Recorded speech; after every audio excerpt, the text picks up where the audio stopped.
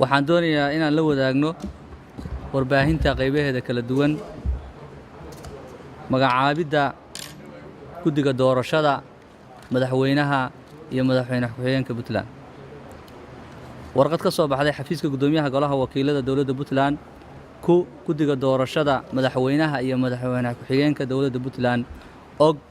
musharaxiinta xilka madaxweynaha iyo madaxweyne ku-xigeenka dowladda Puntland og xubnaha golaha wakiilada dowladda Puntland ujeedo magacaabid guddiga doorashada madaxweynaha iyo madaxweyne ku-xigeenka dowladda Puntland. gudoomiyaha golaha wakiiladu markuu arkay dastuurka dowladda Puntland qodobka 64 markuu arkay xeeroosaadka golaha wakiilada dowladda Puntland qodobka 37 farqadiisa labaad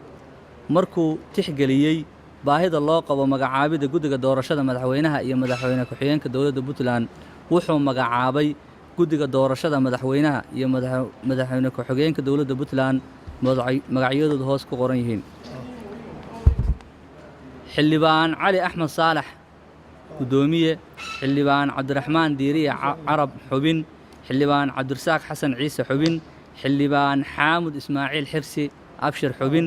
xildhibaan cawil xasan daad xubin xildhibaan xuseen axmed nuur xubin xildhibaan maxamed faarax mire xubin guddiga doorashada madaxweynaha iyo madaxweyne ku-xigeenka dowladda Puntland waxaa kaalinaya kusimaha xogayaha guud ee golaha wakiilada dowladda Puntland cabdirasaaq xidig warsame iyo xoghaynta guddiga cabdiqaadir cabdiraxmaan maxamed. wabillahi tawfiiq waxaa ku saxiixan gudoomiyaha golaha wakiilada dowladda Puntland mudane cabdixakiin maxamed axmed waa mahadsantiin. بسم الله الرحمن الرحيم الحمد لله الذي كفى وبه نستعين على امور الدنيا والدين صلى الله عليه وسلم وعلى اله وصحبه. guddigii waad aragtaa waana laydin akhriyey waa dadkii aanu sidii dee hawshaas rag oo dhan waa ka bixi karaa waana ka maaragtay waana qaban karaa laakiin waa intii aanu aragnay inay nasiib yeelatay innagu maydina matalayaan innagoo dhan baa ah iyaga waxaan jeclaan lahaa hadday suurto insha allahu aada nala qaadateen inaad gacanta u taagtaan si ay uga madax bannaanaadaan waajibaadkooda shaqo laakiin waxaan rabnaa inaad guddida ansixisaan oo gacanta u taagtaan waayo hawl bayna sugaysaa marka insha allah cod baynu gelinaynaa yaa qaba in